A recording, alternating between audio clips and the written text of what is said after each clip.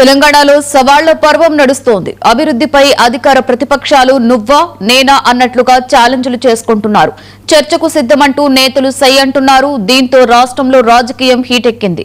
BRS హయాంలో జరిగిన అభివృద్ధిపై చర్చకు తాను సిద్ధమని కేటీఆర్ అన్నారు. తమ పాలనపై ప్రతిపక్షాలు చర్చకు సిద్ధమన్న సీఎం రేవంత్ రెడ్డి సవాల్పై కేటీఆర్ స్పందించారు. గణాంకాలతో సహా వాళ్ల తప్పులు బయట పెట్టకపోతే శాశ్వతంగా రాజకీయాల నుండి తప్పుకుంటారని సవాల్ విసిరారు. కేటీఆర్ కామెంట్స్ పై మంత్రి జూపల్లి కృష్ణారావు ఘాటుగా స్పందించారు. ఇవాళ ఉదయం బీఆర్ఎస్ పార్టీకి వస్తానని తన సవాల్ని స్వీకరించి కేటీఆర్ చర్చకు రావాలని ఛాలెంజ్ విసిరారు. కేటీఆర్ చెప్పేవి నిజమైతే తన పదవికి రాజీనామా చేస్తానని సవాల్ విసిరారు. నేను రెడీ, మా పార్టీ తరఫున నేను వస్తా, చేసేదే చెత్త పాలన, దాని మీదకి చర్చ అంటాడు.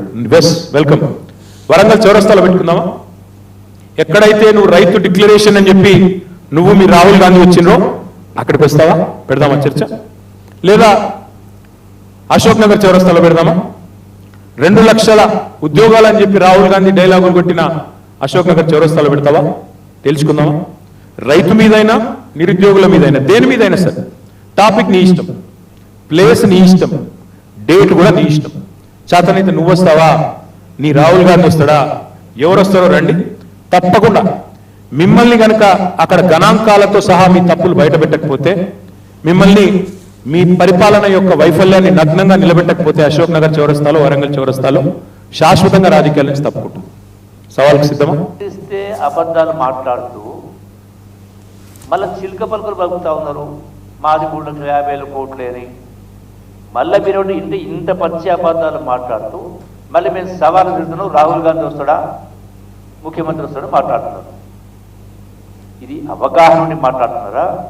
అంటే ప్రజలను మభ్యపెట్టే అంశం కాదా ఇది? గొప్పగా ఎంత చాకచక్యంగా ఎంత తెలివితో మాట్లాడినది గొప్ప కాదు, ఎంత నిజాయితీగా మాట్లాడితే లెక్క. ఇప్పుడు లెక్క ఉంది కదా, ఇప్పుడు నేను చెప్పిన లెక్క అబద్ధమైతే నేను ఈరోజు రాజీనామా చేస్తా నా ఎమ్మెల్యే పదవికి. మరి కేటీఆర్ వస్తాడా, హరీష్ రావు వస్తాడా? నేను రుజువు చేయలేకపోతే అన్ని 100 అవసరం లేదు, 100 మంది అవసరం, రాహుల్ గాంధీ అవసరం లేదు, రేవంత్ రెడ్డి అవసరం లేదు. నేను రేపు పొద్దున్నే వస్తా. బీఆర్ఎస్ పార్టీ ఆధ్వర్యంలో నేను వస్తా.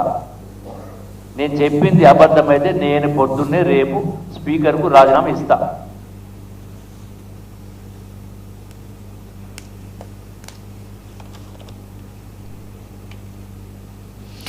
సీఎం చంద్రబాబు